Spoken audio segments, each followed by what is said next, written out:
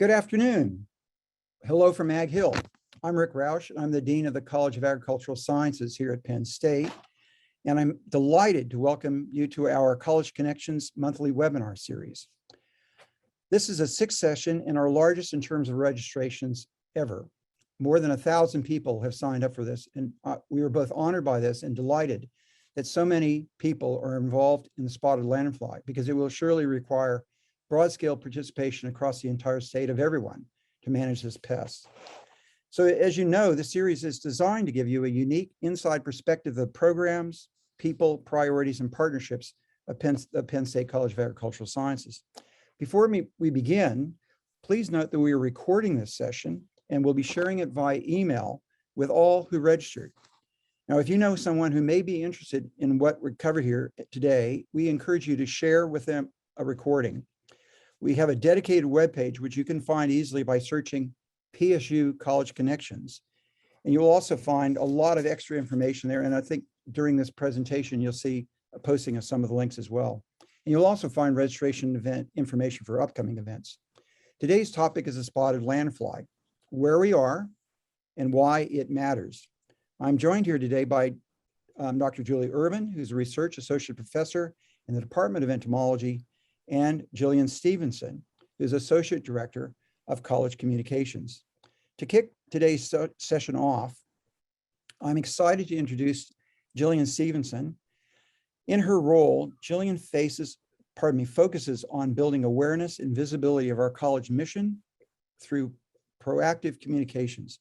Communications have been a top priority for the USDA, the college, and the Pennsylvania Department of Agriculture. And we work together on surveillance, research, control measures, and outreach around the spotted lanternfly. Jillian has provided outstanding leadership for our organization to ensure that the diverse audiences that are impacted by this pest have the latest information and tools to help combat it. So off to you, Jillian. All right, thank you.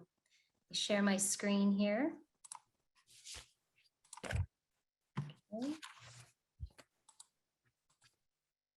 All right, well, thank you, Dean Roush, and it is a pleasure to be here. Welcome everyone and good afternoon. My presentation today will cover why you should care about the spotted lanternfly and what you can do to slow the spread of this invasive pest. Now, first, for those of you who may just be learning about this destructive pest, as a bit of background, the spotted lanternfly is an invasive insect from Asia that was first found in North America in Berks County, Pennsylvania in 2014. The pest has since spread to 34 Pennsylvania counties, as well as to New Jersey, New York, Connecticut, Delaware, Maryland, Virginia, West Virginia, and Ohio. Spotted lanternfly adults are about 1 inch long and 1/2 inch wide with their wings folded. The nymphs are between 1/8 of an inch to 1/2 inch long and develop through 4 stages, all of which are wingless.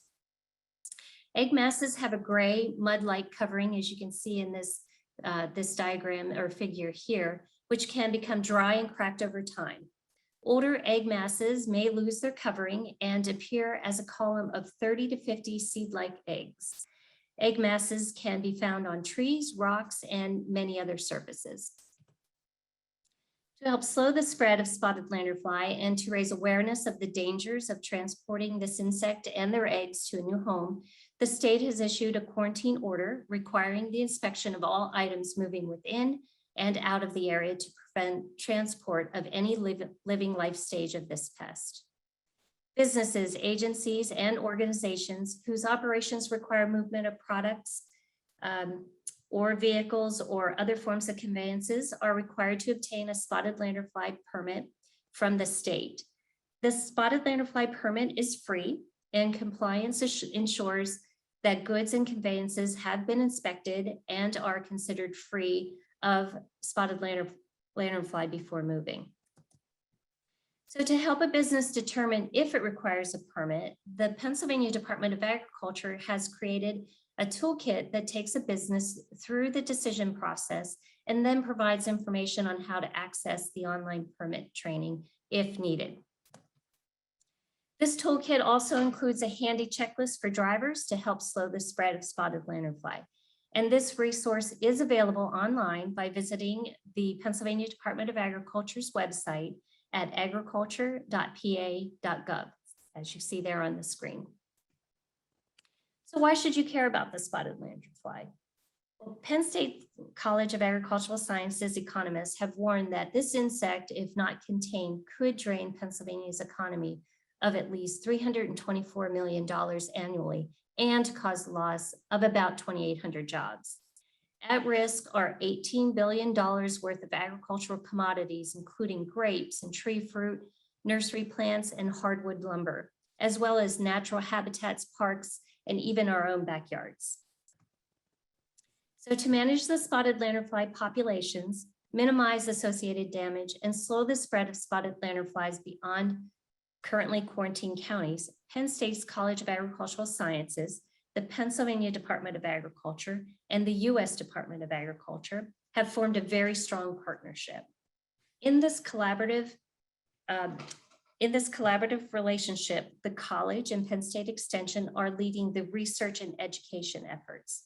At the same time, the Pennsylvania Department of Agriculture and USDA are focused on operations and regulatory work, including enforcing the state quarantine order, monitoring locations where the pest has been reported, and treating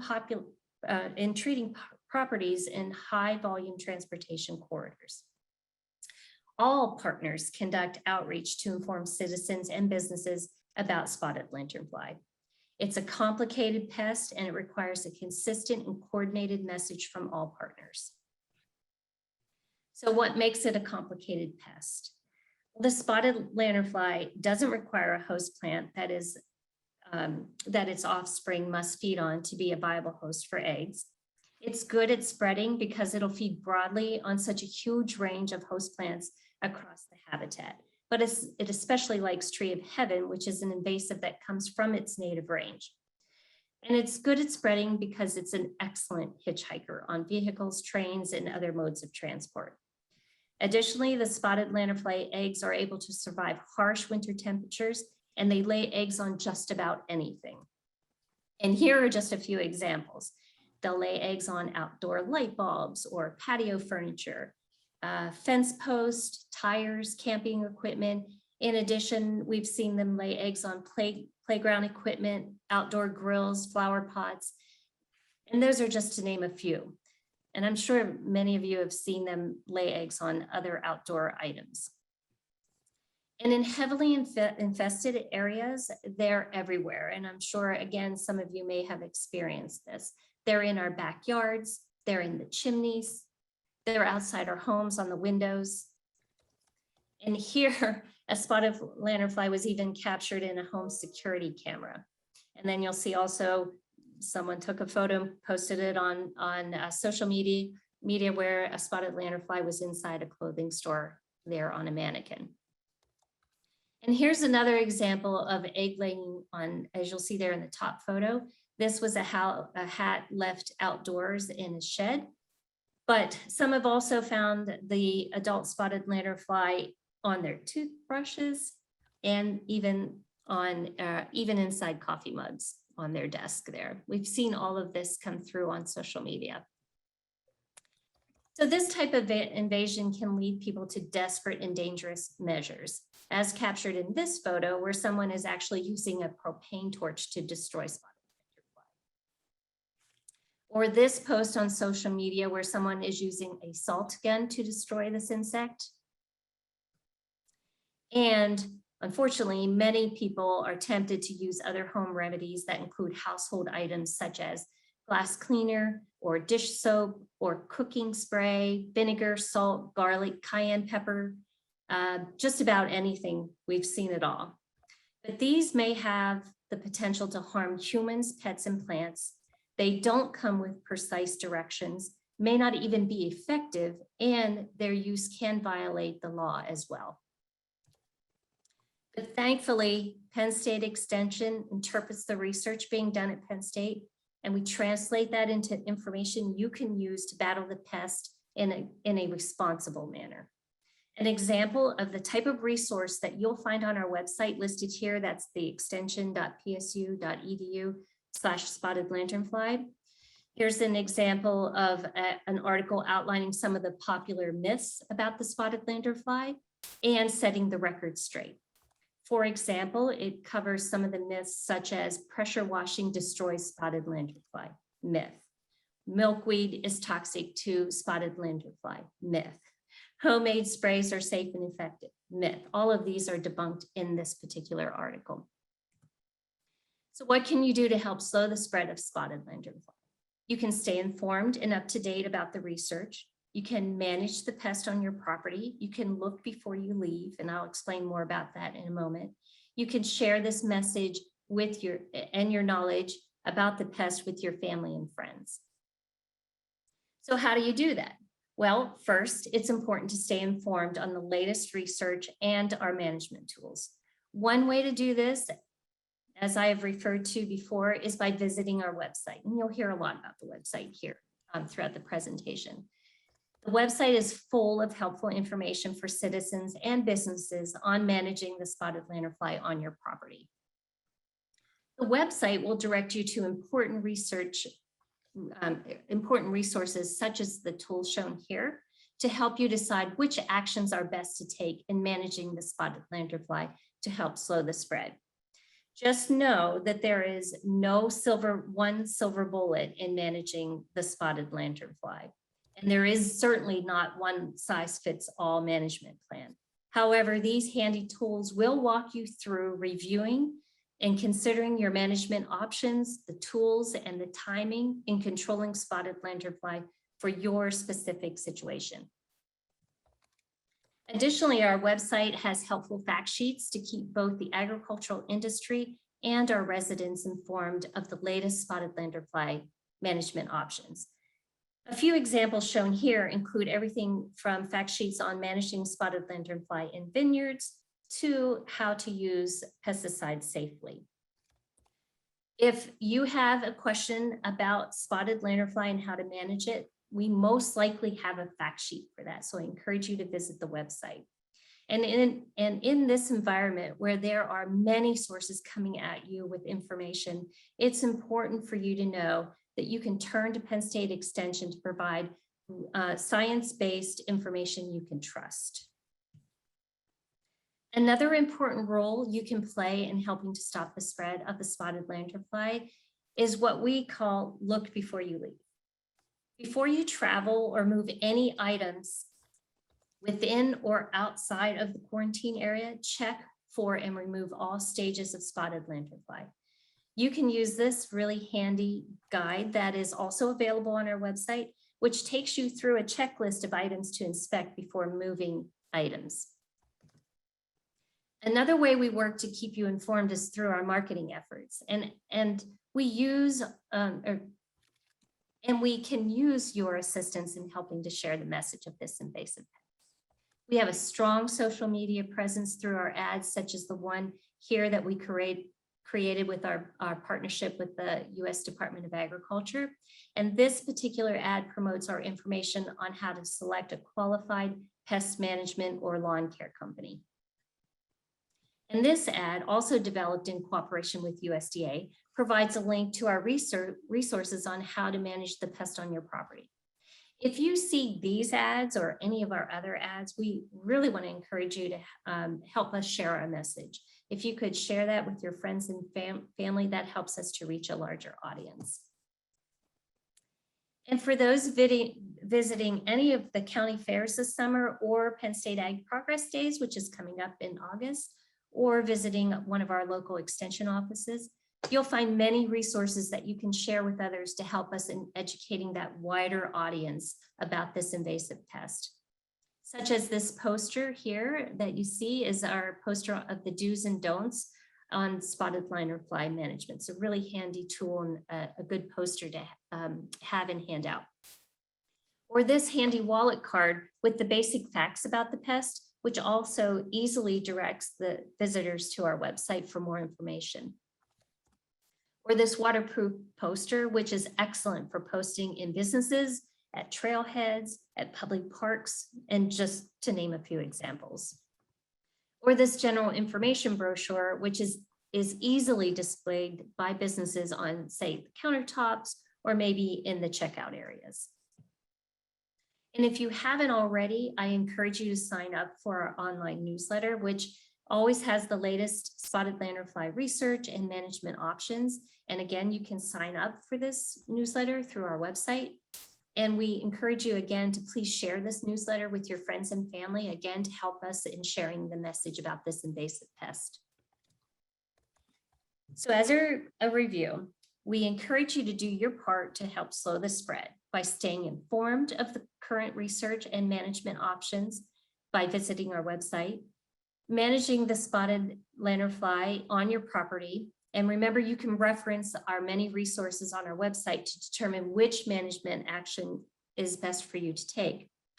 Sharing your knowledge about spotted lanternfly with your family and friends, and reporting any findings of spotted lanternfly, especially for those of you in the non-quarantine areas. Now, many of you have asked, what happens once you make a report to the Pennsylvania Department of Agriculture? What can you expect? Well, both PDA and USDA value all public reports for spotted lanternfly, but they're not able to respond to every report they receive because on average, they receive about 1,500 reports a week. But PDA and USDA will follow up on all reports of spotted lanternfly in Pennsylvania counties that are not quarantined for spotted lanternfly to discover, contain, and limit further spread of this invasive insect. They also use all the reported data that many of you have submitted online. They do take that data across the Commonwealth to better understand the spread and numbers of the invasive insect, which directly contributes to where and when they treat. So, in conclusion, for my presentation, while it is a complicated message that we have to communicate out there, and it is a very difficult pest to manage, our team of communicators at all three partner organizations, that's the College of Agricultural Sciences, that's the Pennsylvania Department of Agriculture and the U.S. Department of Agriculture, we all work together with our researchers to interpret the science into a research-based toolkit of resources for residents and businesses to use in monitoring and in management of the spotted lanternfly. So basically, this is an all hands on deck effort that includes citizens and businesses and government and regulatory officials working together to help slow the spread of this invasive and destructive pest. And we want to thank all of you for doing your part in managing the spotted lanternfly so we can help slow the spread of the spotted lanternfly. So with that, I will send it back to Rick for the next part of our presentation. Thank you. And thank you very much, Jillian. You can see that Jillian is an outstanding communicator, and we're really delighted to have her on our team. So next, I'd like to introduce Dr. Julie Urban. Even before the spotted lanternfly arrived on our shores, we had hired Julie for her work focused on plant hopper evolution and the coevolution of multiple bacterial and fungal symbionts. Little did we know that shortly after she would arrive here, she would become a much valued expert. After it was first detected, she quickly was appointed to the USDA's technical working group of scientists because of her detailed knowledge of this group of insects, advising on management and research. She's also the lead principal investigator with 37 other co-principal investigators on a regional USDA National Institute of Food and Agriculture, especially crops research initiative grant, studying the biology, management, and reducing the impact of the spotted lanternfly and especially crops in the eastern United States.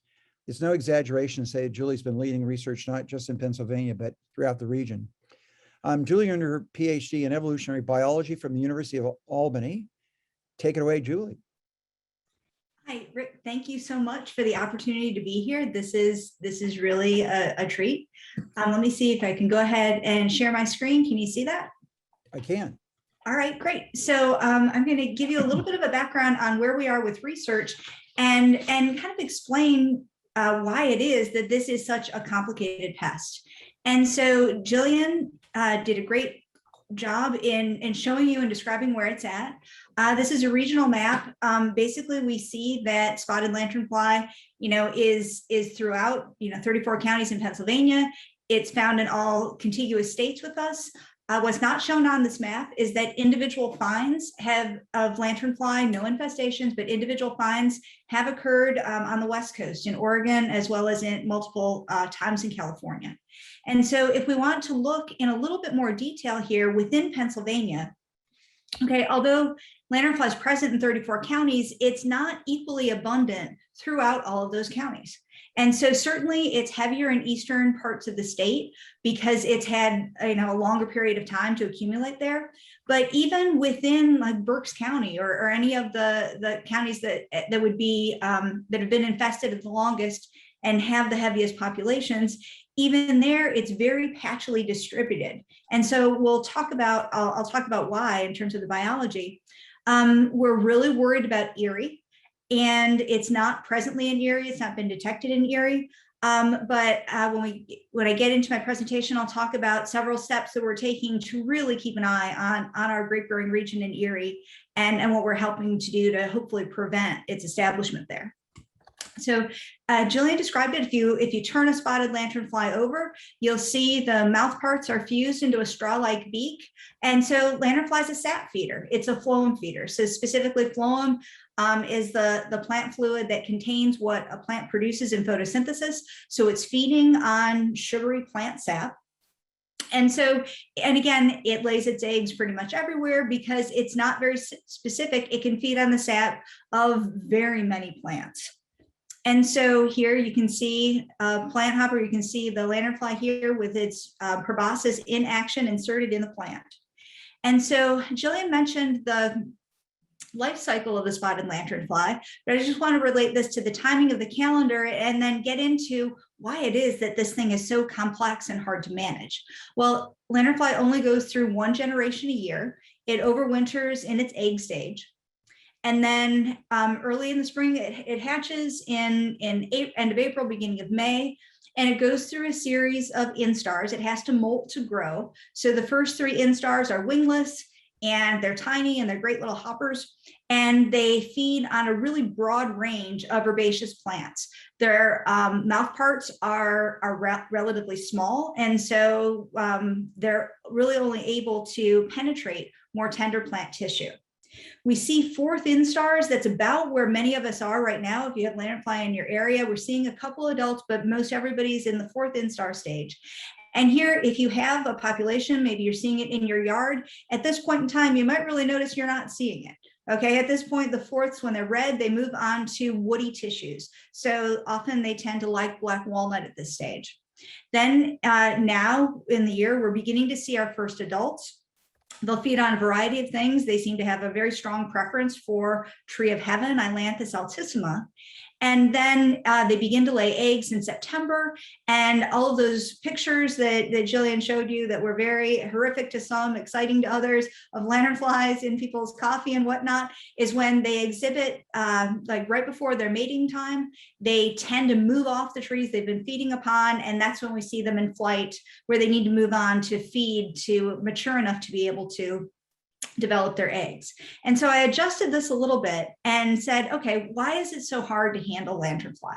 Well, one of the hosts that unfortunately it'll feed upon throughout its whole life cycle is grapes. But if you were to go to an infested vineyard about now, what you'll find is that it's constantly moving. Okay, it might be on grape. It's not going to stick on grapes. It's going to move around. And one day it might be on grapes. Another day it might be on honeysuckle vines in nearby areas. So this thing is constantly moving, okay? And why that's a problem is with that constant movement, especially the early instars, that tends to broadly diffuse them across the habitat. So it's really hard to detect them and know when they're there.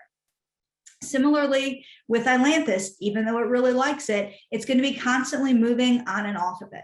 And so this constant movement is what makes it a challenge to try to manage. We do know that in the late season, When lanternfly need to feed very heavily to reproductively mature, that tends to correspond to when Ailanthus is starting to senesce. So you'll see them, you might see them days on end over the summer in thousands on some Ailanthus trees. And literally you can go back in September and not see 0 live lanternfly, even a dead one on the ground, because they moved off.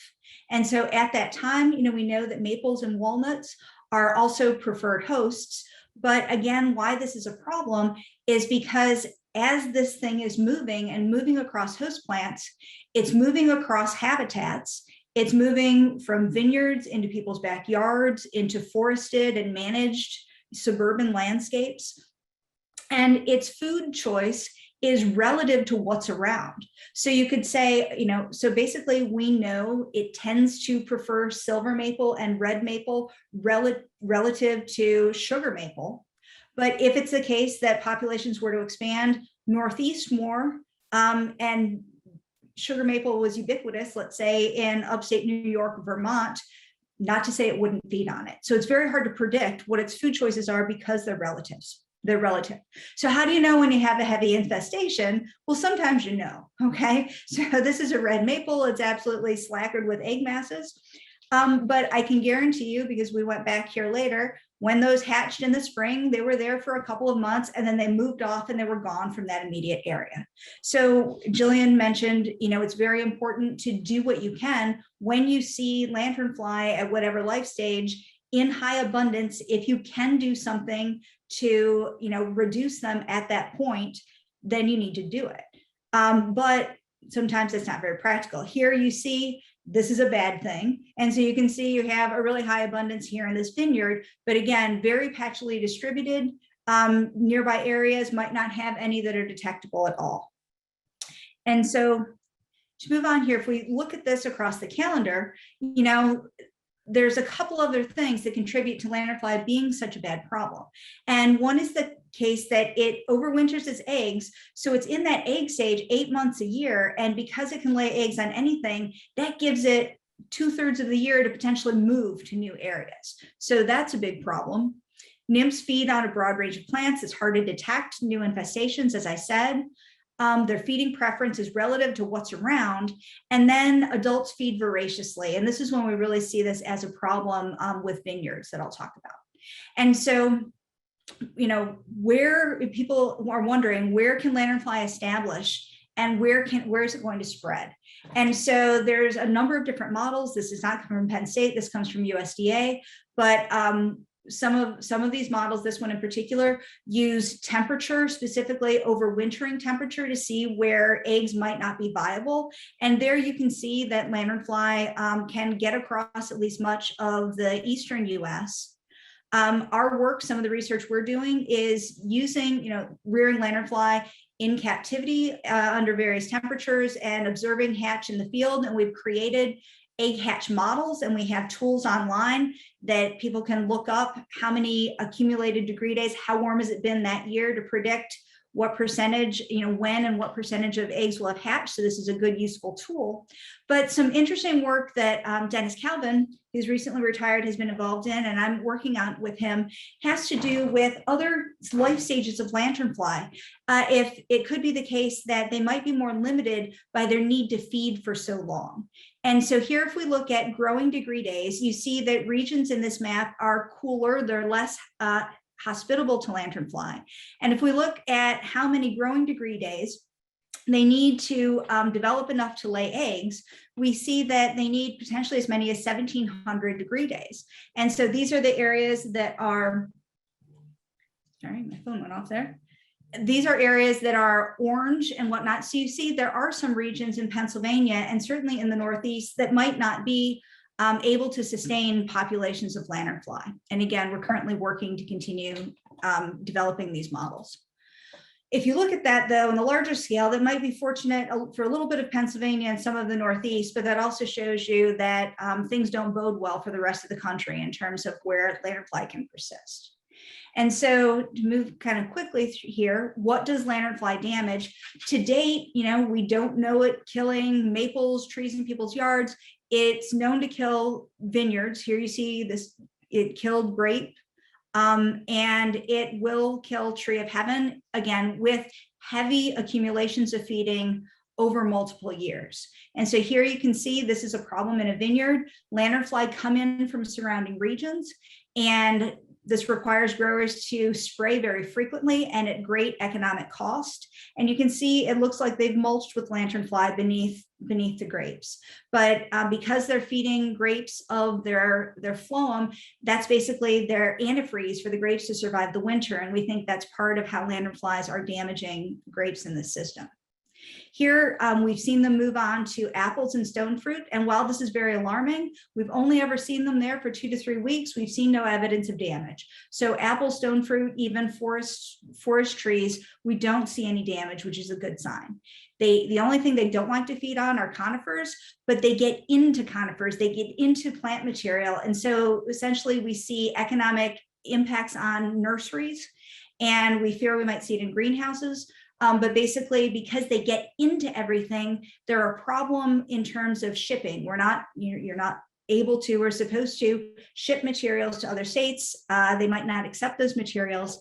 And so trying to reduce lanternfly from getting into everything, that's the other place we're seeing this economic cost from them. And so you can see here, this is a vineyard where those trees are just heavily infested, and they had all sorts of trouble there with lanternfly getting in.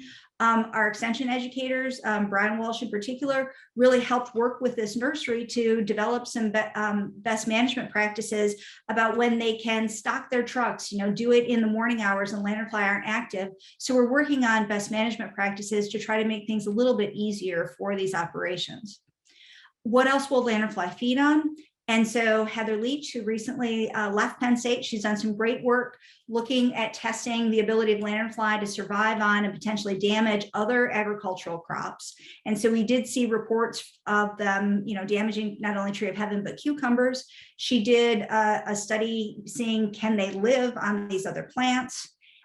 Is there damage? And so basically what other plants might be at risk? And so just in the interest of time, I just want to mention that, okay, these are preliminary data.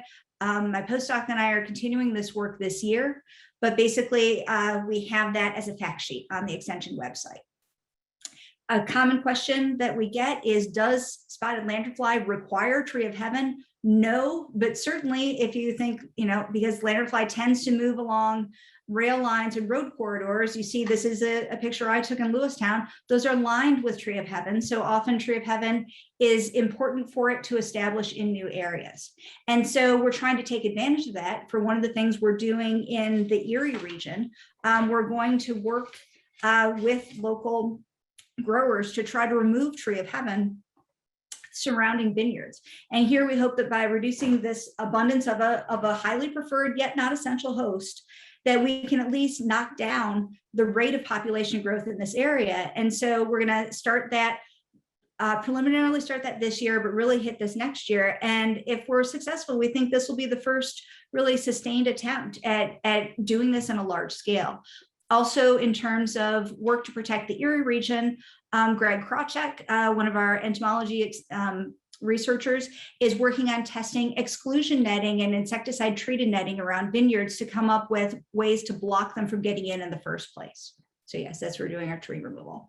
Another place it's a problem, they feed on sugary plant sap. So they excrete sugary excrement, we call it honeydew. Sooty mold will grow on it. We're concerned about what that might mean for understory plants and basically long-term structure of forests, but so far we haven't seen any damage from that. What are we doing in terms of research? We're doing a lot of stuff. A lot of basic biology here. This is showing you we're using EPG. You run an electric current through a lanternfly and basically you ground it out in the plant.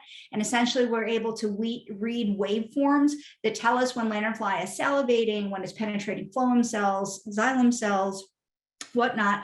And so here what we're trying to do is if we can better understand that behavior when the mouth parts are inserted in plant tissue, that might allow us to better predict what plants are at risk, but also it might let us identify how different insecticides impact their feeding behavior to try to identify more effective compounds, and also to potentially identify this, what has been done with glassy wing sharpshooter, a leafhopper pest of grapes.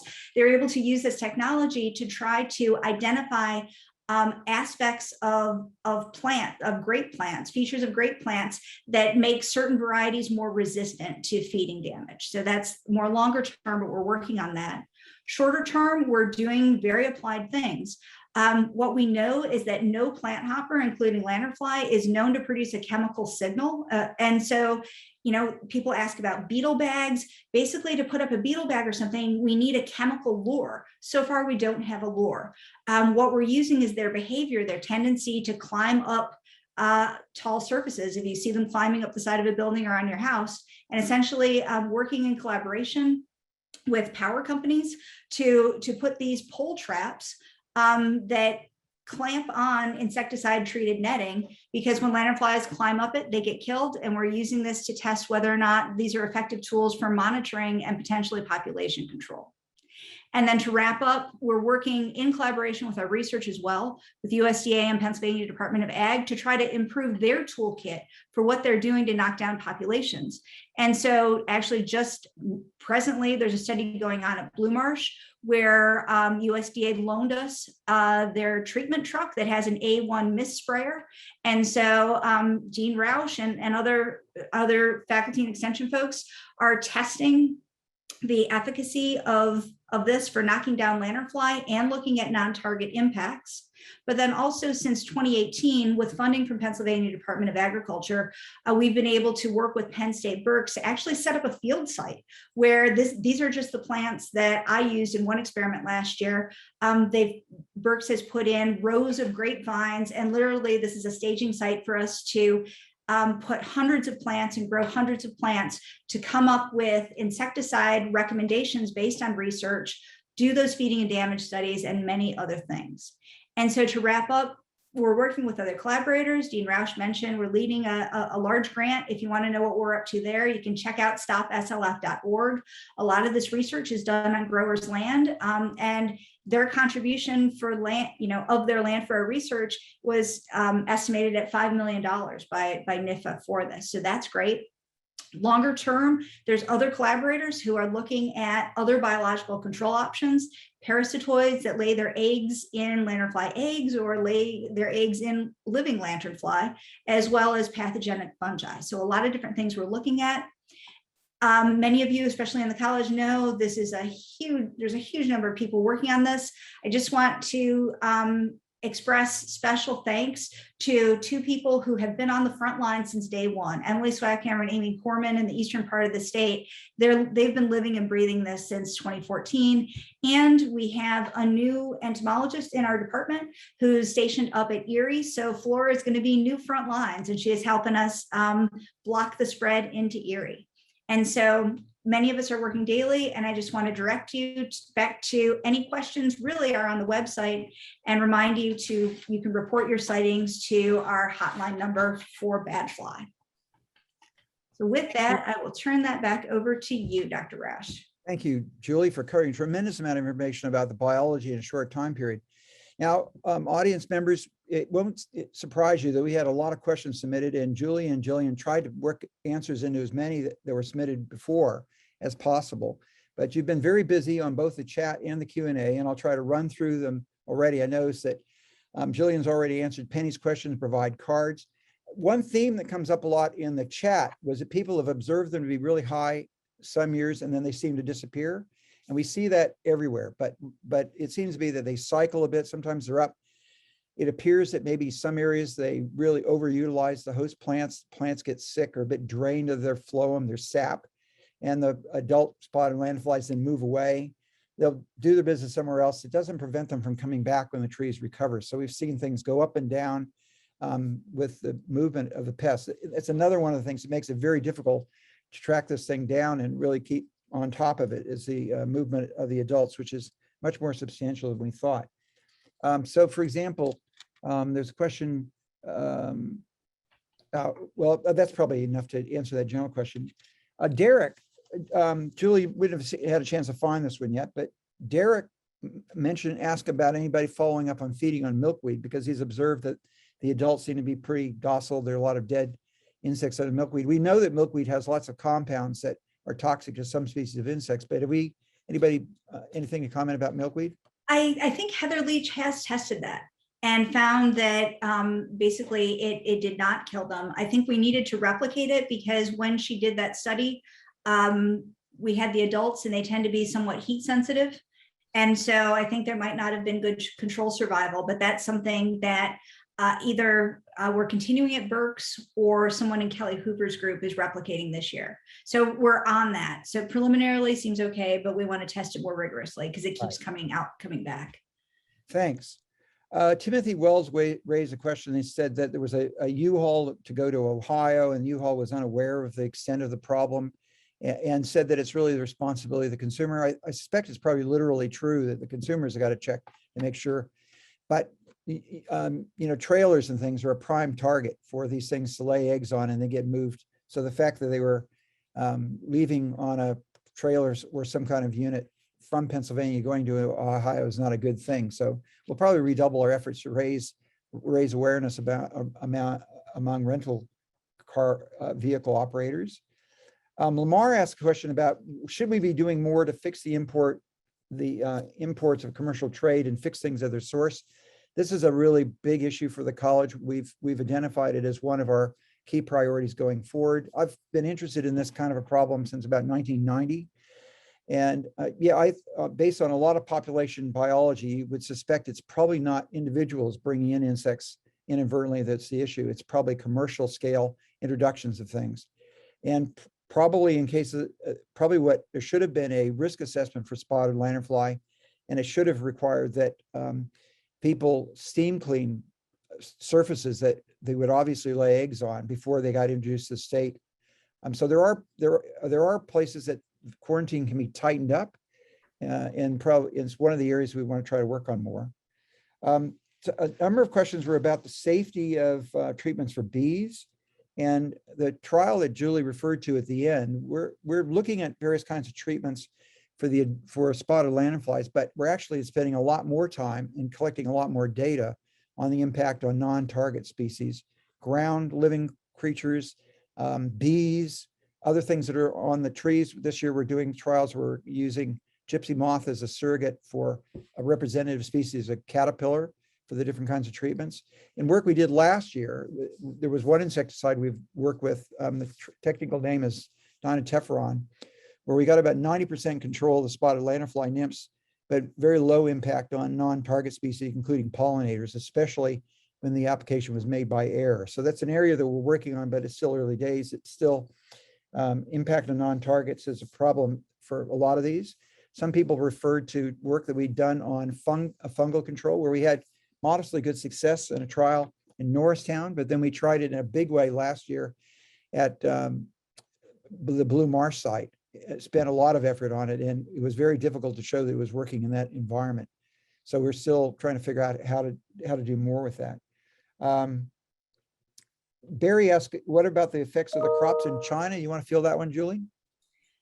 Sure. Well, basically, in China, in its native range, basically it's co-evolved with other parasitoids, predators, and pathogens. And so typically, in the case of spotted lanternfly, they might have some local outbreaks some years, but basically they're kept in check by other natural enemies of lanternfly. So that's kind of typical. You really only often see an agricultural pest be a problem when it moves into a new range where those things that normally keep it in check are no longer there.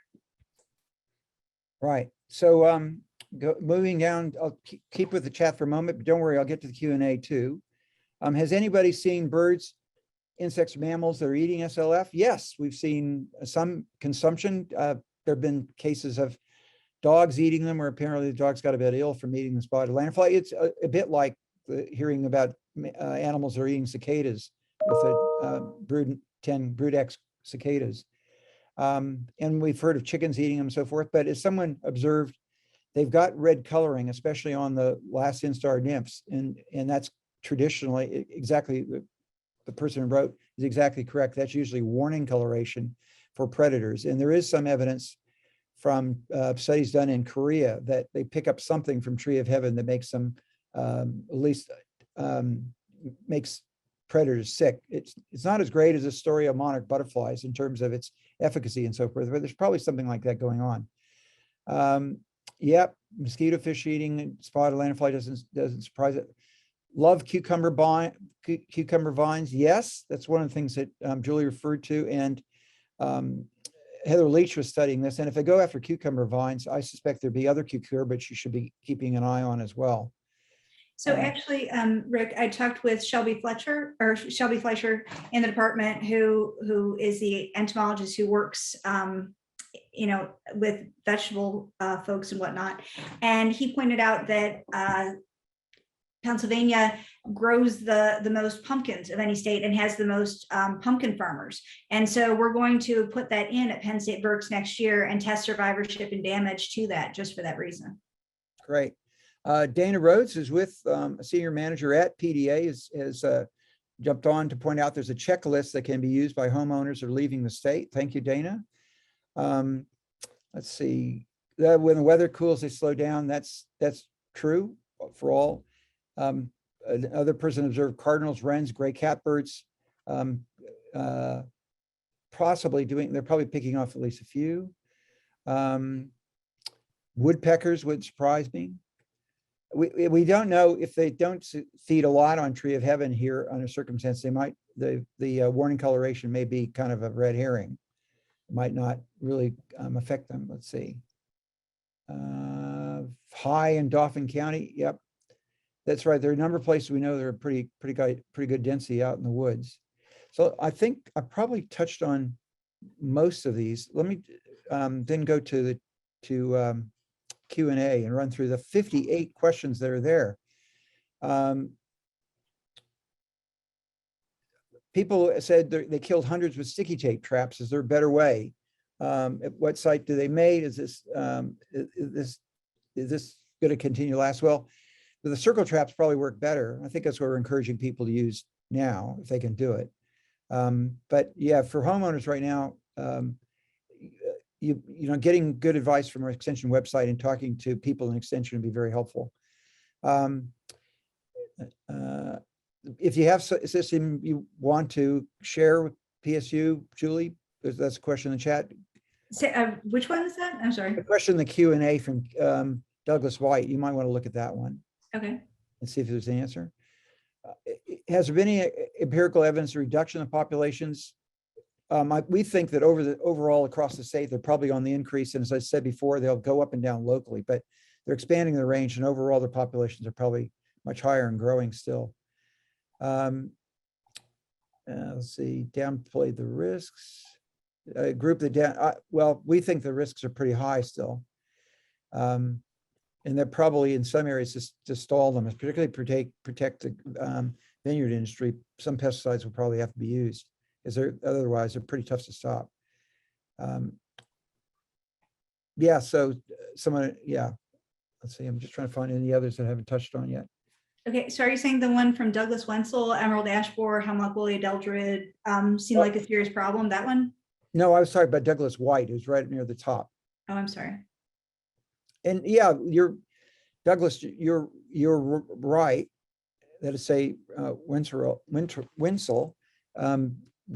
We are trying to devise systems to prevent the next species, but usually the way it's tended to work, and the USDA has done a lot in the past, is establish a risk assessment for things that are problematic, such as Asian gypsy moth on the west coast of the United States. And this one, as you saw from the map that was shown of its global potential areas where it can range, certainly other countries like Australia, certainly the west coast of the United States, California just a couple of days ago established a quarantine on it. There are other places that don't have it yet. They're trying to figure out how to intervene and stop it. Actually, I'm recording a talk today. It's due for some New Zealand grape growers. And we're going to have a meeting, 4 different meetings with them via Teams over the next several weeks. So the word's out. I mean, what's happened in Pennsylvania has really alerted people around the world of the prospects of this pest getting elsewhere. And we think that this will probably mean other places will. develop much better systems to prevent it from getting established. It's just unfortunate that it first got away here. I shared my email with Doug White for Okay, great. him to contact.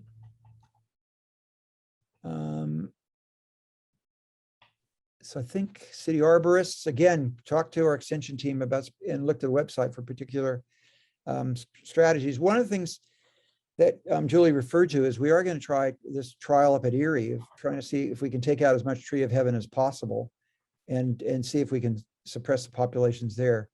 But as yet, that's still theoretical. Maple trees, Julie addressed, grapes. With respect to Concord grapes, that'll be a particular thing that Flora Acevedo will be working on. Actually, she has a study going on right now where her student is testing their ability to survive and potentially damage Concord versus other varieties of grapes. And so I think we'll have data on that this season even. Timothy Abbey asked, were the grapes killed from the introduction of plant pathogen from the extensive number of feeding holes or from the loss of carbohydrates? At this point, it appears to be loss of carbohydrates, although we are suspicious that the spotted lanternfly could transmit diseases, and there's some work ongoing about that, right, Julie? Correct. And so, Tim, basically, with work that Michaela Centenari has been doing, what we see is reduced, basically with high levels of feeding, we see reduced photosynthesis, reduced carbohydrate. There is damage. I have a postdoc who's starting to work on some plant histology to look at that. But really, it looks like the main damage with grapes is the lethal temperature at which they'll freeze over the winter is increased. So they're more sensitive to cold, to freezing, because they're missing that phloem reserve. But also some very preliminary data where Christina Rosa's student is seeing if they can vector grapevine yellows. There's some preliminary data that we're looking at there that needs to be replicated, but also looking at ability to transmit Pierce's disease as well. So that's going on in the greenhouse this year, the quarantine greenhouse on campus. Yep. One of the questions was taking down the tree of heaven. Do we have that advice on our, just at the moment, I'm drawing a blank on whether we've got tree of heaven control advice already on our website. Yes, definitely. Jillian, do you want to speak to that? But we have, I think we have some great fact sheets there. For the tree of heaven? Control tree of heaven. Yes, and actually I've been watching my email. I've been getting a lot of requests for materials. So what I want to do is give my email address for everyone who would like any of the materials that we've talked about, because we do have them in hard copy. So my email address is jstevenson@psu.edu, and I'll put it in the chat so everyone can catch that.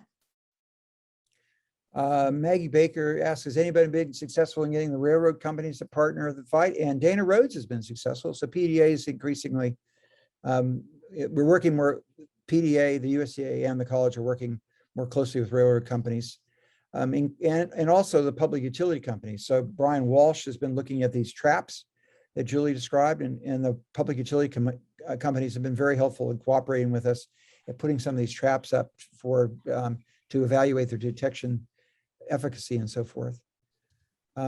We don't know that spotted lanternfly leave any damaging bacteria at present, but that's something people have been wondering about.